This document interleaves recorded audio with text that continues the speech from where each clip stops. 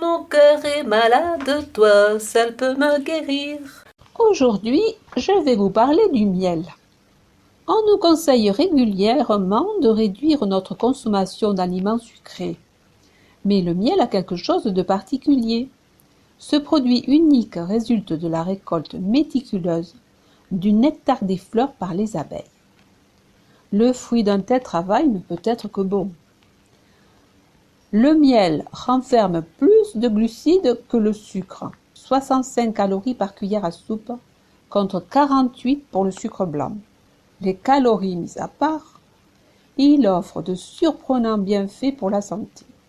C'est une bonne source énergétique, avec 30% environ de glucose. Le miel est idéal en cas de coup de pompe pour vous redonner un coup de fouet. Toutefois, prudence! Si vous avez du diabète ou si vous surveillez de près votre poids, car même avec un pouvoir sucrant supérieur au sucre, il reste très calorique.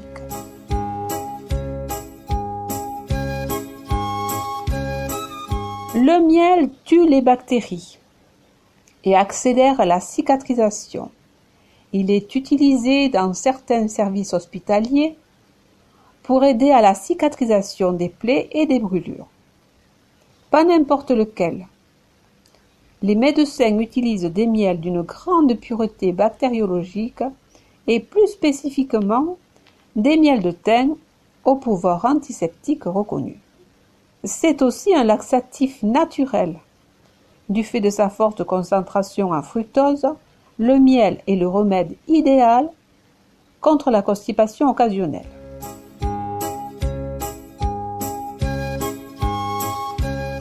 Et d'où vient le miel? Les abeilles aspirent un peu de nectar lorsqu'elles butinent de fleur en fleur. Elles le stockent dans leur jabot et le rapportent à la ruche.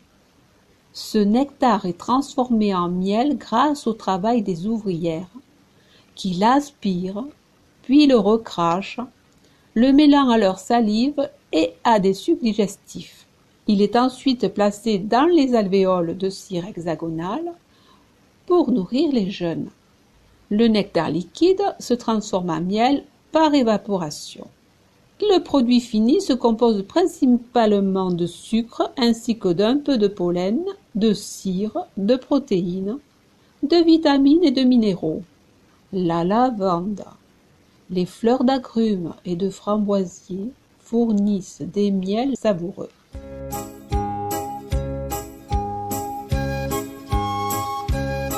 Donc, quelques précautions à prendre. Ne donnez jamais de miel aux enfants de moins d'1 an, car il peut contenir une petite quantité de spores issues de la bactérie Clostridium botulium, responsable d'une maladie grave appelée botulisme.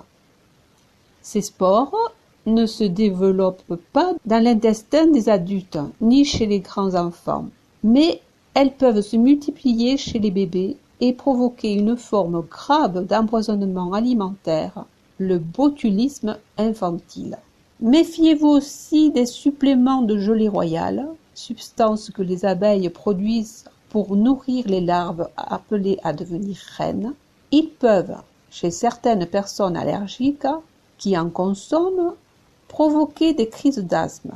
Les produits de la ruche sont des produits naturels exceptionnels. Choisissez-les d'origine biologique, car c'est la garantie qu'ils ont été fabriqués en préservant l'environnement et dans le respect du bien-être des abeilles. Qui sont-elles? Où vont-elles? Elles ont des ailes, elles ont des ailes. Qui sont-elles? Où vont-elles? Elles font la cire et le miel. Sortant de leurs alvéoles, les ouvrières s'envolent.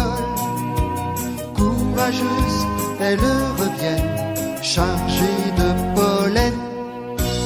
Qui sont-elles? Où vont-elles? Elles ont des ailes, elles ont des ailes. Qui sont-elles? Où vont-elles? Elles font la cire et le miel. Quittant la ruche et la reine, elle butine dans la plaine. De retour un peu plus tard, chargée de nectar. Qui sont-elles? Où vont-elles? Elles ont des ailes, elles ont des ailes. Qui sont-elles? Où vont-elles? Elles font la cire et le miel. Un essaim qui tourbillonne, une escadrille qui bourdonne, une usine en réduction que nous admirons. Qui sont-elles? Où vont-elles?